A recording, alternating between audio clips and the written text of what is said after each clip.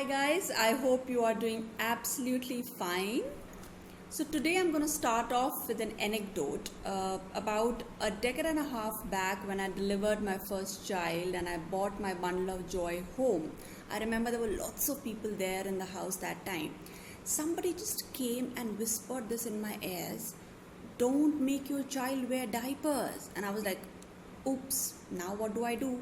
I don't have to make him wear diapers. And why is that? That's because he's going to get rickety legs, those board legs. Now I was, what do I do? And like a typical eccentric mom, I got hold of some cloth diapers from somewhere, and for good 20-25 days, my life became a big struggle. So I went from washing, drying, feeding, washing, drying, feeding, washing, drying, feeding. It was absolutely crazy. Why I'm telling you this is because I totally relate to this oversensitive, bordering on madness behavior that many young mothers exhibit. And it's absolutely okay. Believe me, it's okay as long as sanity comes in at the right time, which it did in my case, because after 20-25 days I realized this is not going anywhere. Life's becoming a struggle. So I cordially invited these diapers into my child's life. It's been a long time. It's been about 10-15 years. My elder one's good 16 years old. And now the challenge with you guys, I'm sure, is not about getting the diapers in. It's about taking them off. And that's what this video is going to be all about. So today we're going to talk about how do we diaper wean a child, or in other words, toilet train a child. Now the first question is, what is the right age? Fact number one, 18 months to 2 years, our kids are supposed to develop their sphincter control on sphincter muscles around that particular area, right?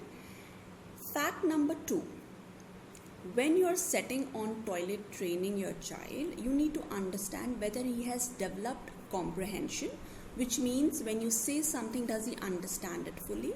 Second, does he have developed communication? When I say developed communication, he doesn't necessarily need to be speaking in long sentences. Communication means that he is able to exhibit whatever he wants. He is able to communicate it, probably through a couple of words, and that should be enough. So anytime between 18 months to 2 years, depending upon how your child is developing, you take a call and decide upon when you would want your child to get toilet trained. Now, when I say toilet trained, what does it essentially mean? There are instances when we take our child to a toilet at regular intervals and he relieves himself. And then we take him out, and then again we take him to the washroom and he relieves himself there and he comes out. That is an intermittent phase. When I say toilet training, it means the child should come to you on his own and say, "Mama, I want to pee," or "Mama, I want to poo," and that is when I say the child is toilet trained. Say it or probably communicate in whatever non-verbal ways as well. That should also do. Now that is what I call toilet training in the real sense of word. Now when we are setting upon this, achieving this milestone of toilet training our child, there are certain preconditions that I am expecting all you guys to take care of. It will just ensure that this entire process is, we start with it and we just finish it off. It should not take you more than, let's say, about 8 to 10 days. If any of these preconditions is not there, it might take you a little bit more longer. In many cases, probably a month or two. It unnecessarily becomes stressful for the child and for you as a parent as well. So just take care that all these preconditions are there, and that's when you should start the toilet training process. Now what are those preconditions? Number one, obviously the weather should be warm, because we're expecting accidents to happen. For it not to be too uncomfortable for you and for your child. That's number one. Number two, we should not have any travel plans during that particular period of time.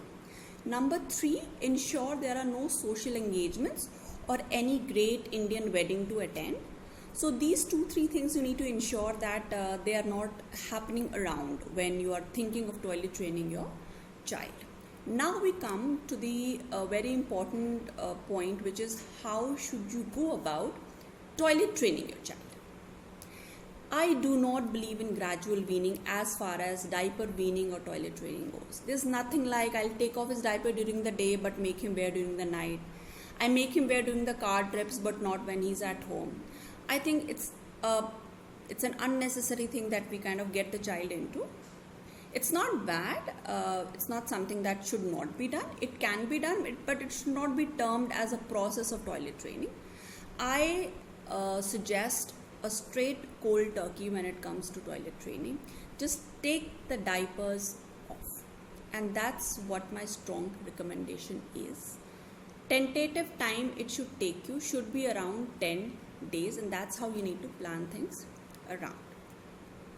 Now, first day when you take the diapers off, he's going to have accidents in the pajamas, which is absolutely okay. You need to be mentally ready for such situations. He will take a couple of days, the child's going to take a couple of days to comprehend that what I have done in my pajamas is actually pee. It is known as pee and it is known as poo. The poor child doesn't even know that, right? So it's going to take a couple of days to understand that this is known as pee and this is known as poo. And something's happening around here and something's being expected out of me, you know. So this is what will happen for the first couple of days. Day 3, you should then regularly start taking your child to the washroom for visits. Let's say about after every 45 minutes, you should monitor his water intake and accordingly take him to the washroom. And whenever you take him to the washroom, very, very gently counsel him to pee in the pot. Now, there can be incidences when he'll stand there for good half an hour, 30 minutes, 40, 45 minutes. He'll not pee in the washroom and he'll immediately come out and pee in the pajamas. That's a very, very common and an expected behavior. You're required to gently counsel him on not doing it. Keep on doing it again and again and again. As I have told you in my earlier videos as well, it's all about persistence and patience. After a couple of times, okay, now here there is one point that I want to make. Whenever your child spoils his pajamas, let's say in the living room, whenever he does it, many instances what happens is that you call your maid to come and clean the mess and change the pajamas there and then. Now, if you want to expedite the process, you have to give verbal cues to the child. Whenever he spoils his pajamas, take him into the washroom, change his pajamas there, tell him that you're supposed to pee in the pot and not in the living room that he just did, and then take him out. So when you do this 4-5 times, somewhere he is able to kind of correlate and say, fine, now this is a process, I'm not supposed to do it here, I'm supposed to do here in the washroom. And this is how it will happen for the next 3-4 days. Eventually he'll start understanding that whenever I get this urge, I'm supposed to go to the washroom. Now, there are many incidences when you will find the child going and hiding in one corner whenever he wants to pee or whenever he wants to poo. That in many instances happen because they feel insecure of the washroom or they really don't know what to go and tell their mom. At this stage also, very, very gently, sternly but very, very gently, give your child words that he's supposed to say when he feels the urge to, you know, either pee or whether he feels the urge to poo. And this entire process, as I told you earlier as well, should not take you more than, let's say, 10 days. Ideally, it should not take you more than 10 days. Remember to be very, very gentle with the child. There might be incidences when you will be required to be stern. Don't shout, don't scream. Be absolutely gentle. Let 1 or 2 members in the family only handle the toilet training part with the child. Don't make him feel ashamed of the process. There's nothing wrong in it. He's a child. He doesn't have to feel ashamed of it.